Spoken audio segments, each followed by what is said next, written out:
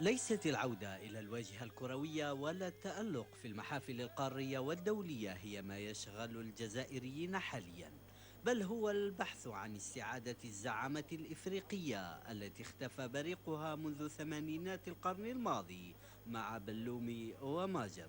زعامة تبدو في طريق مفتوح بعد أن دق بابها جيل موهوب تشكلت ملامحه في مونديال بلاد مانديلا وفجر طاقته في البرازيل ليخطف حيزا كبيرا من الاهتمام في القارة الإفريقية على وجه التحديد.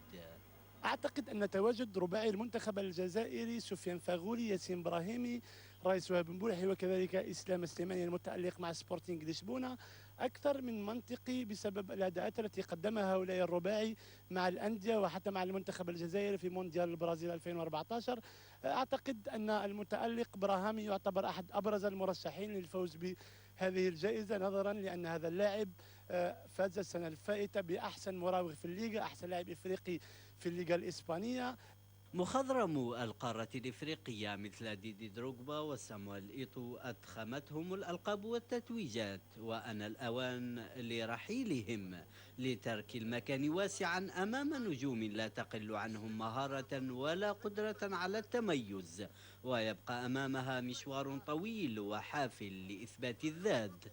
فبعيدا عن توهج لاعبي الجزائر، هناك قائمة طويلة جدا من المواهب الإفريقية. احمد موسى هذا اللاعب مع نادي سايسكا موسكو يقدم في اداءات رهيبه جدا، فعاليه تامه، سجل في المونديال الاخير امام منتخب ارجنتيني قوي وقوي جدا. اعتقد ان نجوم الكره الافريقيه ونجوم القاره السمراء القادمين بقوه يعتبرون احسن خليفه لصامويل ايتو وكذلك ديدي دروغبا. هل يهتز عرش يايا توري المرشح المثالي للحفاظ على تاجه للمرة الرابعة؟ الترقب سيكون مثيرا ربما أكثر من السنوات الماضية، مع تواجد نجم قادم بقوة أجبر كبار أوروبا على تحويل أنظارهم إليه. اسمه ياسين براهيمي.